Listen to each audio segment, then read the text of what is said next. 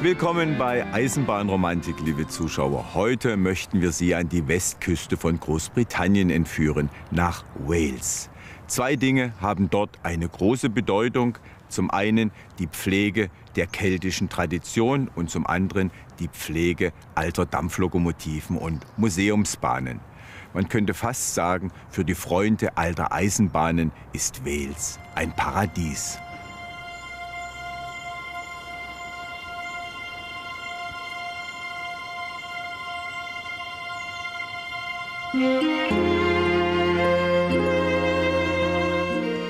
Crazo y Gymru. Willkommen in Wales, im Mekka der Eisenbahnliebhaber. Wohl nirgendwo sonst auf der Welt findet man so viel Naturschönheit und so viele Museumszüge in einem so kleinen Land vereint. Auf rund 20.000 Quadratkilometern sind derzeit 15 Bahnen in Betrieb. Und jeder hat der landschaftlichen Vielfalt entsprechend ihren ganz eigenen Charakter.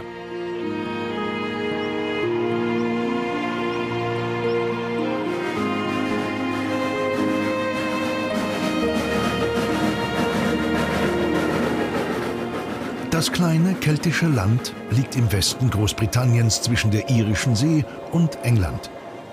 Unser Besuch gilt dem Norden von Wales, der fast zur Hälfte als Nationalpark ausgewiesen ist. Wir reisen mit der Llangollen Railway durch das Tal des Dee und mit der Snowdon Mountain Railway auf den höchsten Berg von Wales. In Porthmadog besuchen wir die Festiniog Railway und in Carnarvon die Welsh Highland Railway. Beide Bahnen waren zu Königin Victorias Zeiten für den Transport von Schiefer gebaut worden. Unser erstes walisisches Bahnvergnügen erwartet uns auf der normalspurigen Llangollen Railway. Die Güterzuglok 3802 fuhr einst für die große britische Gesellschaft Great Western Railway. Am Schluss landete sie auf einem Schrottplatz. Von Eisenbahnliebhabern entdeckt und restauriert, ist sie jetzt das Schmuckstück des Vereins und wird heiß geliebt, zum Beispiel von Hobbyheizer Simon.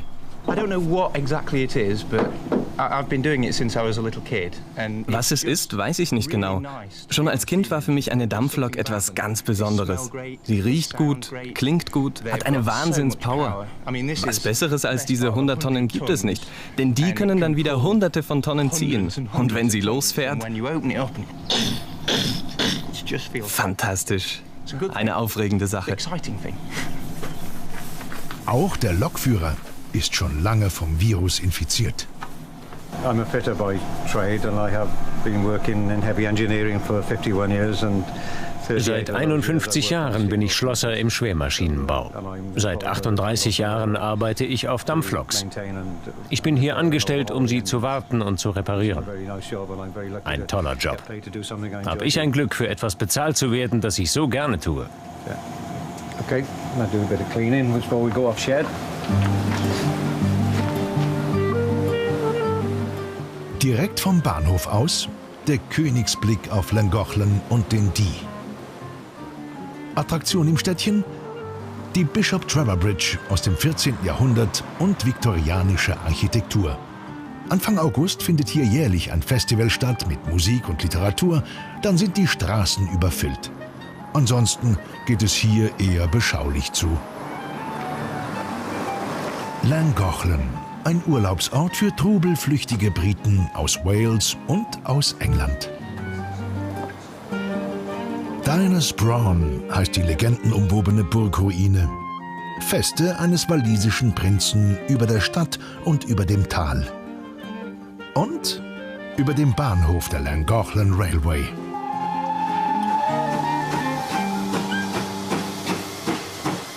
Llangollen Station wurde 1862 an eine Bahnlinie angeschlossen, die England mit der Küste von Wales verband. 1964 wurde diese Linie eingestellt und die Strecke abgebaut. In den 70er Jahren dann aber begann eine Welle von Museumsbahnen durch Großbritannien zu rollen. Auch in Llangollen gründete sich ein Verein und baute mit Spenden eine neue Trasse auf. Etwa 20 Jahre dauerte es, bis rund 13 Kilometer befahrbar waren. Loks und Wagen kamen übrigens größtenteils vom Schrottplatz. Heute bietet die Privatbahn ganzjährig gefragte Nostalgieausflüge an durch das idyllische Tal des Dee.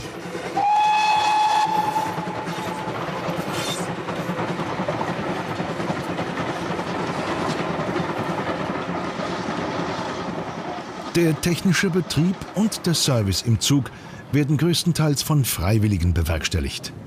Dieser junge Mann zum Beispiel kommt aus Shrewsbury in England. Er arbeitet hier in den Schulferien streng an seiner Karriere bei der Bahn. Ich möchte unbedingt Schaffner werden. Der steht noch über dem Fahrkartenkontrolleur. Das macht mir sicher Spaß. Den Assistenten gibt der 12-Jährige schon sehr gekonnt.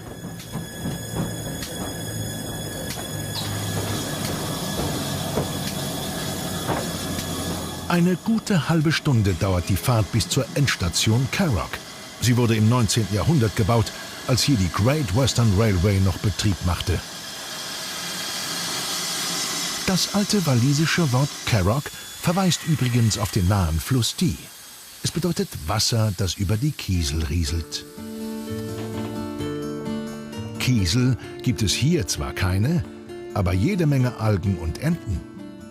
Die Strömung im Llangollen-Kanal ist langsam. Mit Beginn der Industrialisierung wurden in ganz Britannien Kanäle gebaut als Transportwege für Waren und Rohstoffe. Auf sogenannten Narrow Boats, gerade mal 2,20 Meter breit und von Pferden gezogen, kam so beispielsweise Kohle von Wales nach England. Bis zu 20 Tonnen musste so ein Pferd damals schleppen.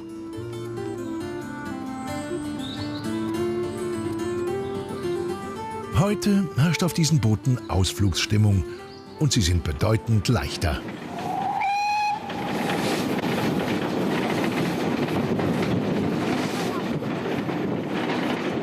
Lok 3802 hat mittlerweile ihre Rückfahrt angetreten. Richtung Llangollen steht die Lok Tender voraus am Zug. In der Station Glyndwr-Fritwi heißt es warten. Den sogenannten Token nimmt der Stellwerkswärter in Empfang. Der Token sorgte vor Einführung elektromechanischer Signale für Sicherheit auf eingleisigen Strecken. Zwei Züge in entgegengesetzter Richtung in einem Abschnitt, das gäbe ein Desaster. Ein entgegenkommender Zug fährt durch die Station. Dessen Lokpersonal greift sich den bereitgehängten Token und erhält damit die Erlaubnis, seinen Zug in den nächsten Streckenabschnitt zu fahren. Für unsere Dampflok bedeutet das Strecke frei, nun auch in die andere Richtung. Dafür bekommt Lokführer Mike einen neuen Token ausgehändigt, allerdings vom Stellwerkswärter persönlich. Achtung! Der Rückfahrt steht jetzt nichts mehr im Wege. Der junge Mann mit Schlips ist übrigens der Lehrling auf der Lok.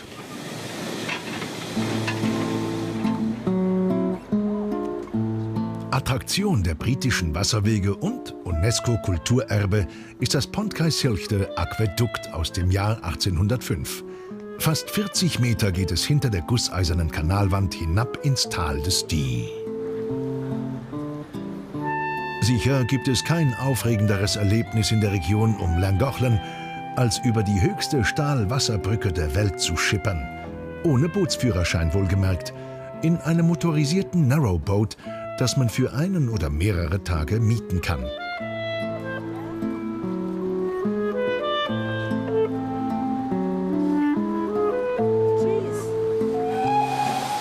Nicht ganz so hoch ist die Dee-Brücke der Llangollen Railway, aber umso interessanter diese seltene Garnitur mit zwei sogenannten Auto-Coaches.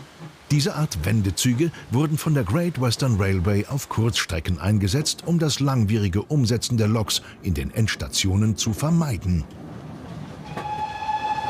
Geführt wird der Zug vom vorderen Wagen aus. Die Power kommt von der Lok.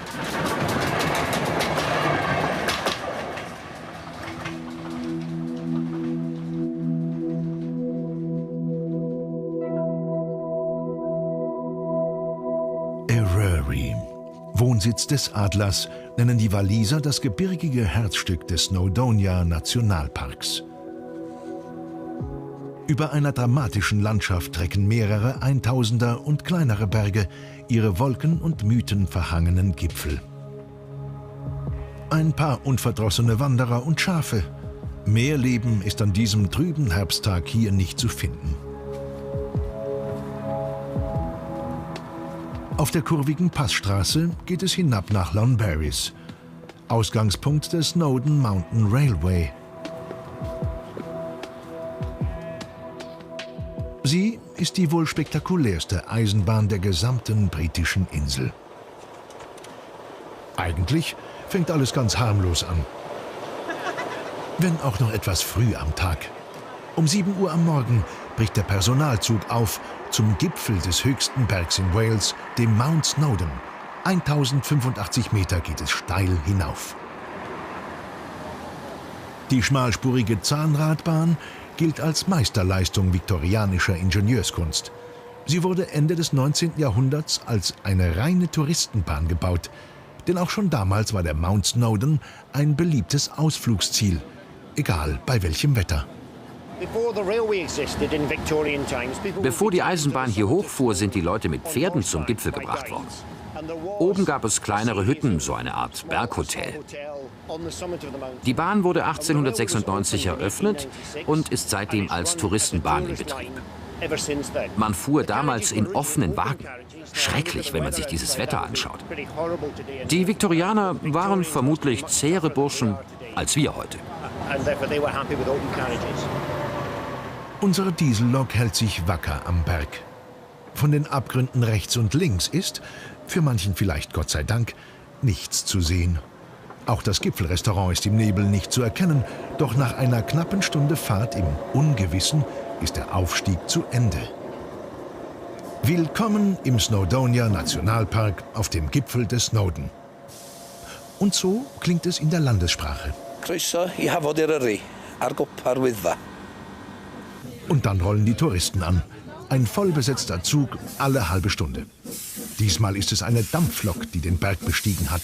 1000 Meter Höhe, verteilt auf nur 7,5 Kilometer Strecke. Eine stolze Leistung. Die Dampfloks der Snowdon Mountain Railway wurden alle in der Schweiz gebaut und ausgerüstet mit dem berühmten Zahnradsystem des Ingenieurs Roman Abt. 2 Loks sind Baujahr 1922, 3 Maschinen stammen noch aus den Anfängen der Bahn, also von 1896. Natürlich kennen Sie die Strecke im Schlaf, beziehungsweise im dicksten Nebel. Nein, das ist kein Problem. Man gewöhnt sich dran. Auch im Nebel weiß man immer, wo man ist. Man muss sich da keine Sorgen machen. Wo Nebel wabert, blühen Sagen und Legenden, wie die vom Riesen Ritter. There's a legend of a giant that lived here and used to kill people. Used their hair as a shawl. Er tötete Menschen und benutzte ihre Haare als Schal. Und eine andere Legende besagt, dass König Artus hier irgendwo in einer Höhle liegt. That's legend again, not fact. Knapp 15 Meter über der Bergstation liegt die Spitze des Snowdon. Sie bietet einen atemberaubenden Blick über eine der schönsten Landschaften in Europa. Bei klarem Wetter sieht das dann so aus. Jährlich besuchen Tausende von Bergsteigern die kahlen Gebirgsketten des Snowdonia Nationalparks und vor allem die schroffen Felshänge des Mount Snowdon. Ganze Seilschaften großer Himalaya-Expeditionen, wie beispielsweise die von Sir Edmund Hillary, haben hier trainiert. Man kann den Berg zwar auch erwandern, aber am spektakulärsten ist eine Fahrt mit der Snowdon Mountain Railway.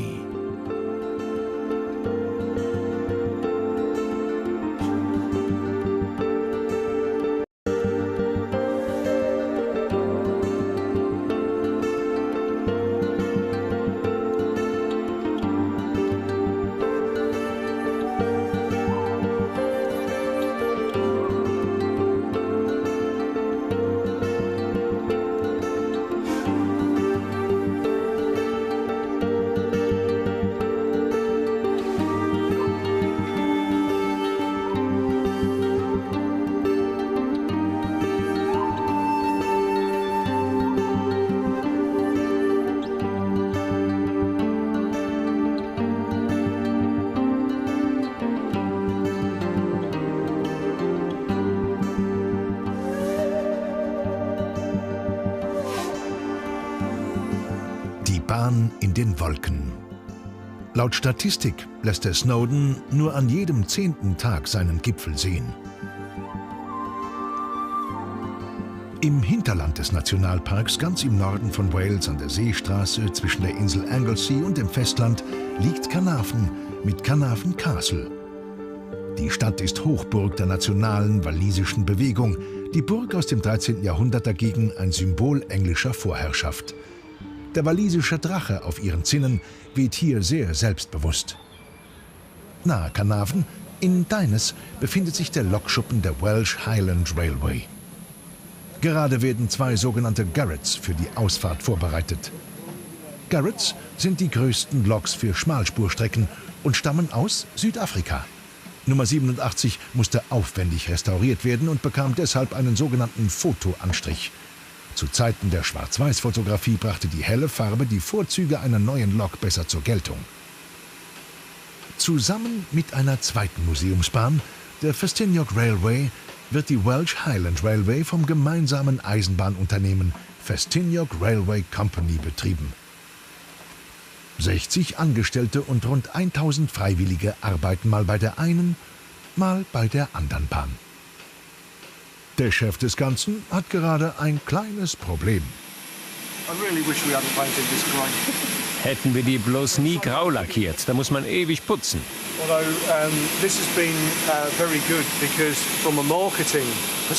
Allerdings fürs Marketing war es eine gute Idee. Die Medien haben viel darüber berichtet und fast jeder Eisenbahnfan in Großbritannien kennt sie als die komische Graue. Die schwarze Garrett ist mittlerweile auf Hochglanz gebracht. Sie holt jetzt in Carnarvon ihre Wagen und Passagiere ab und geht dann auf Strecke.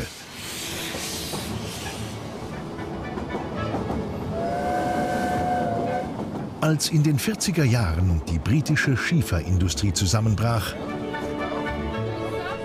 wurde die ursprüngliche Welsh Highland Railway nicht nur stillgelegt,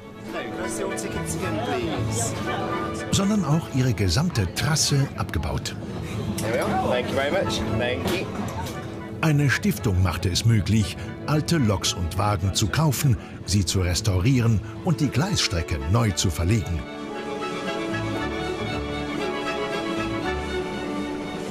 Seit 1997 wird Abschnitt für Abschnitt geöffnet. Als Bühne für ein historisches Eisenbahnstück vor grandioser Kulisse.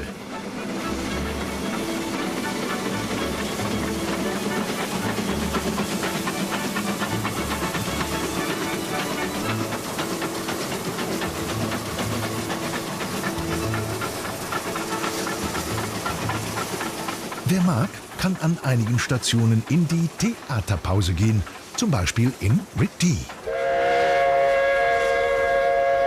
einem kleinen Dorf mit feinem Tea Room. In früheren Jahren sind seine Besitzer, ein Holländer und eine Engländerin, viel durch die Welt gereist. Irgendwann wollten sie sesshaft werden. Ein kleines Bed-and-Breakfast-Hotel mit Teestube vielleicht, hatten sie sich überlegt. Mit einer heimeligen Atmosphäre und ein paar schmackhaften Speisen. An den Hängen des Mount Snowdon haben sie ihren Traum gefunden. Wenn es den Snowdon nicht gäbe, wären wir nicht hier. Wir haben viele Durchreisende, meistens Europäer, aber auch aus aller Welt. Beispielsweise haben heute Morgen Kanadier ausgecheckt. Wegen der vielen Fremden ist es hier manchmal sogar aufregend. Im Dorf leben ja nur noch 70 Menschen. Ridley, ein abgelegener Ort im Hochland von Wales. Ich kannte es gar nicht. Ich musste erst googeln und jetzt leben wir hier. Ridley war für die Schieferindustrie ein wichtiger Ort. Bis auf das hier gehörten die Häuser alle zu den Schieferbrüchen. Noch vor rund 30 Jahren lebten hier viel mehr Menschen. Da gab es Geschäfte und 2, 3 weitere Pubs. Viele Menschen hatten noch Arbeit. Aber als die Steinbrüche schlossen, zogen die meisten weg. Die Gäste von Emma und Manny dagegen bleiben gerne ein bisschen länger sitzen. Es ist ein bisschen altmodisch bei uns. Es gibt leise Musik, guten Tee, selbstgemachte Kuchen, den Kachelofen. Gemütlich halt. Die meisten hier sind Wanderer. Oder sie kommen wegen dem Zug.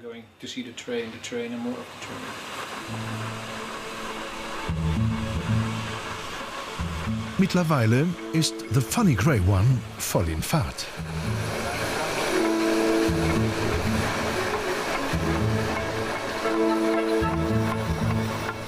Wir begleiten sie über den Aberglasland-Pass auf die andere Seite der Berge.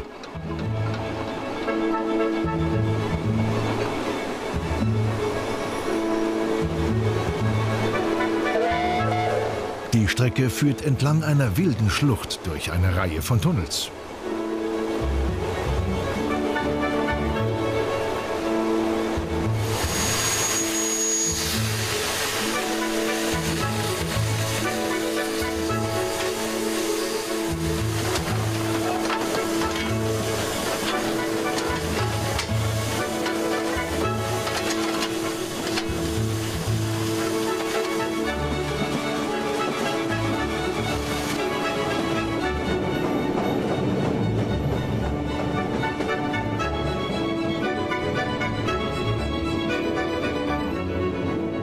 Zum Zeitpunkt unserer Dreharbeiten im Herbst 2009 endete die befahrbare Strecke wenige Meilen vor der Küste.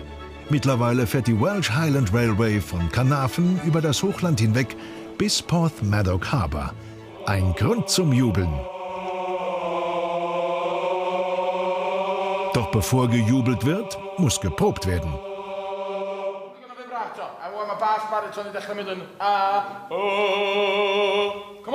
Der Penrhyn Manor Chor von Bethesda wurde 1880 von Bergarbeitern gegründet. Er ist weit über die britische Insel hinaus bekannt und pflegt die walisische Sprache und walisisches Liedgut.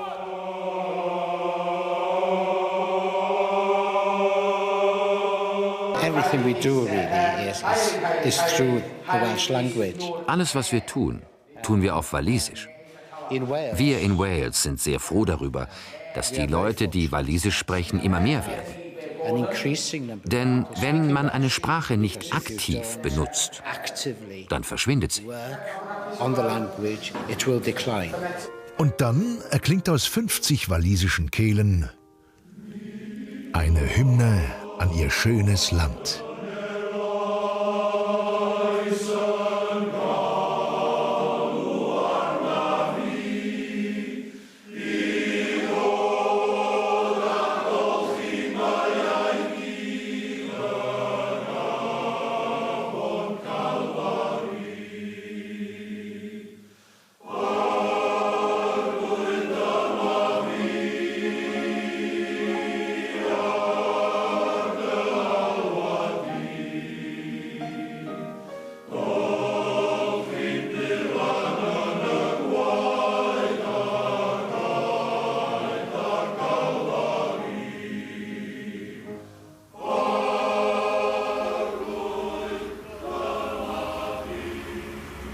Die letzte Eisenbahn auf unserer Reise durch Nordwales, wir haben sie schon erwähnt, ist zu Hause in der Hafenstadt Porthmadog.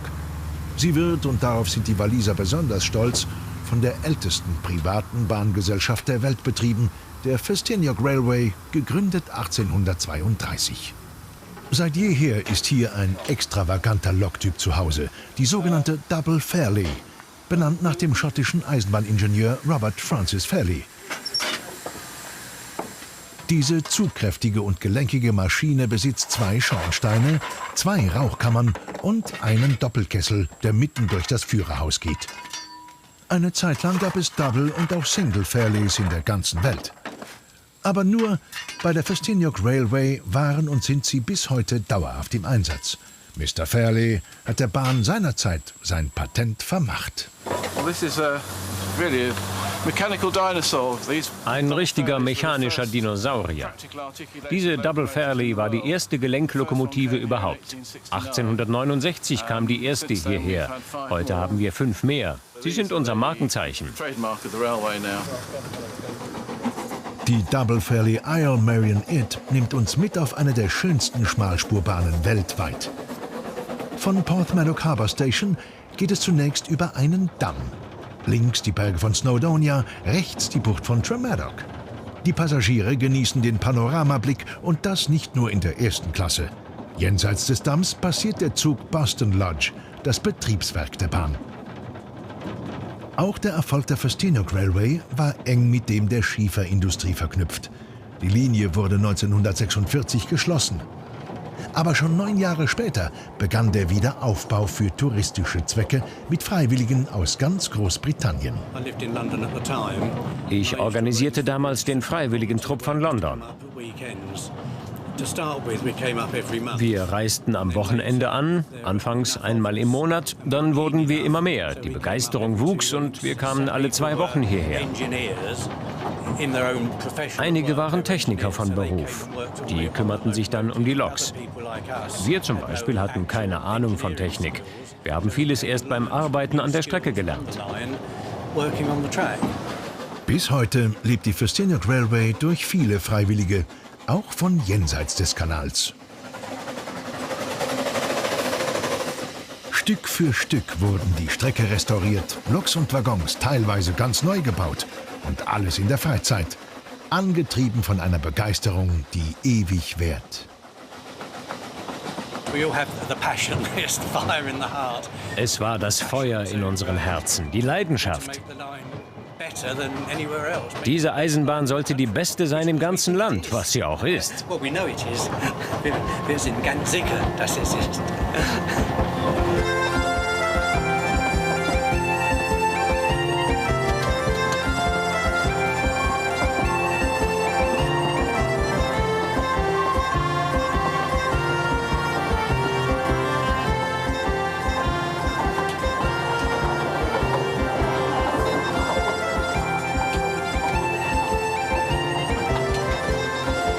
An der Küste hat diese Bahnfahrt begonnen.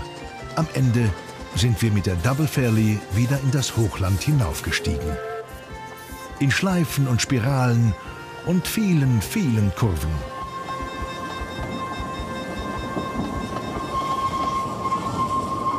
Am 20. April 2011 wird offiziell das Verbindungsstück zwischen der Bahn von Porthmalloch und der Bahn von Carnarvon eröffnet. Dann ist die Festiniog and Welsh Highland Railway mit ihren 60 Kilometern die wohl längste Schmalspurlinie auf der britischen Insel.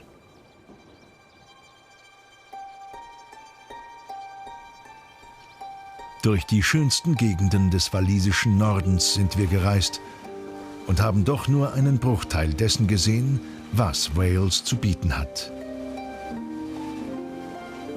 Aber mit der Eisenbahn haben wir wohl die schönste Art und Weise gewählt, es kennenzulernen. Hwyl Fawr i Gymru. Auf Wiedersehen in Wales.